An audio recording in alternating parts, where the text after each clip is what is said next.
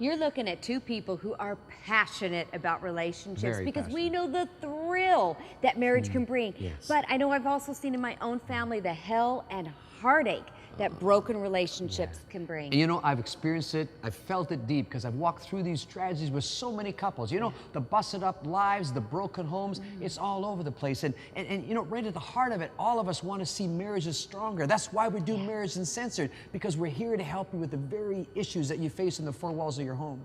And we see week by week as we couples, we see two ends of the spectrum. We see the honeymooners who are just delirious with the future anticipation. And then we see the other end of the spectrum where couples are in the rut of despair, where they're wondering if they're going to make it. I mean, they're on their last thread, as it were, and frankly, some have even said, is it worth it? They've even considered suicide. Oh, that's why we're about real life. And you know what? We want to be your cheerleader for your relationship. It's all about authenticity. If we don't help you with the real stuff, it's not going to make a difference. And we're going to give you real answers. These are ones that have actually made a difference and turned relationships around. They're timeless truths that if you practice them in your life, it'll change your marriage and your family without a doubt. And we're going to keep giving you real hope. Because without it, you want to give up. But with it, there's always a future. There's so much future for you and your family. So with the hope there embedded in your heart, it'll really make a difference. And you always say you'll never regret putting your marriage and family first. Stick with me on why. Listen,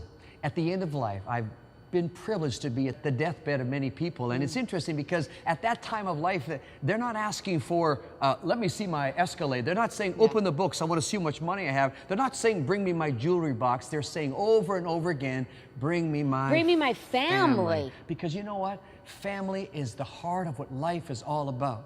So we're going to talk about relationship and the matters of the heart. This is Marriage Uncensored with Dave and Christie, and we're having this very special episode that'll transform your life. Stay with us.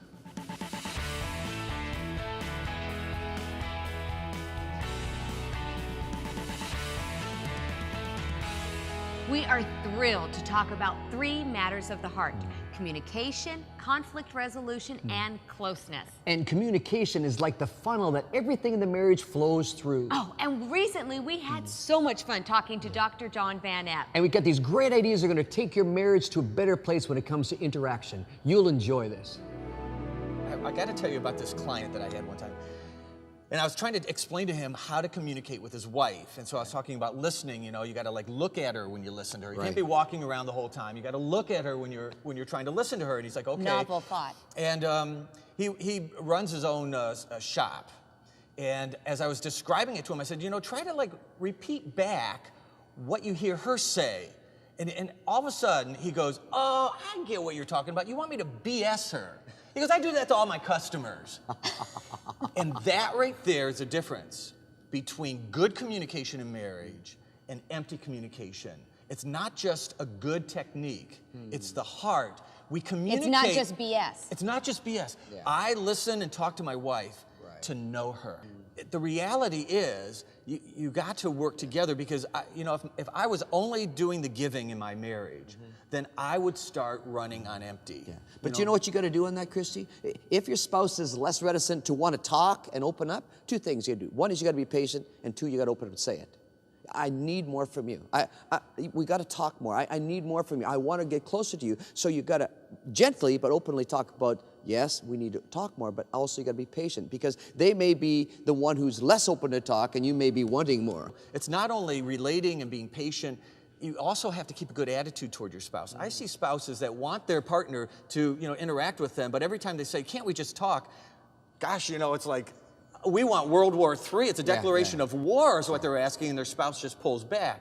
And you have to find ways of building up your spouse and letting them know that you deeply love them, appreciate them, and create an environment that is inviting for them to come into the relationship. Go with your question. Well, we'll come back to my question. I'm sorry. Because one of the best ways to create an environment is when you actually stop, look, and listen. When my husband really is listening and making that effort to understand what I'm saying, that's what makes me feel loved. It's like it's the cry of my heart that there's one person who wants to understand me. Now, do men really have that same cry of a heart and hunger? Oh, I really think so. I'll see what you say, but I definitely say everybody craves to be known. I mean, part of the craze out there is I want to be known. Yes.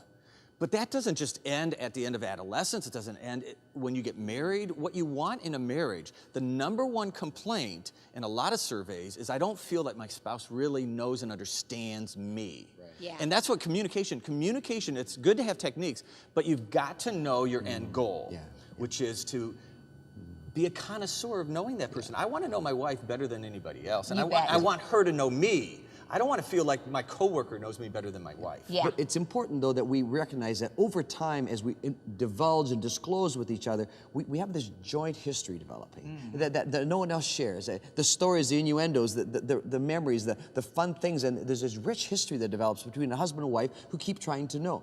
Are you a woodpecker or a turtle? You say, what are you talking about, Currie? Well, here's the deal. As I've watched couples over the many, many decades, I've been counseling them and teaching them all about marriage, I see something happening.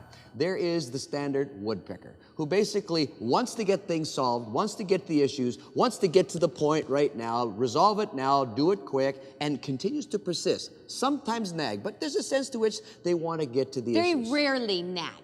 Why? Because I'm the woodpecker. Okay. Then there's the turtle. The turtle's more, they're going to think first. They don't speak first, they think first. They're going to withdraw a little bit, they're going to sort it out. And if the environment is safe enough, they'll come out and communicate. But if it's not safe, they're not going to communicate. They're going to pull away. And it's interesting because I, too, am a woodpecker, and I married a delightful sweetheart of a little turtle. And what about you? Who'd you marry? I married a big hunkin' turtle. A big hunkin' turtle. Yeah. A ninja turtle or something. Yeah. Yeah. But it's wonderful because as you understand these two dynamics in a relationship, and whether it's husband, wife, mother, father, with their kids, all these things come together to play on how the interaction goes. And the styles are very consistent.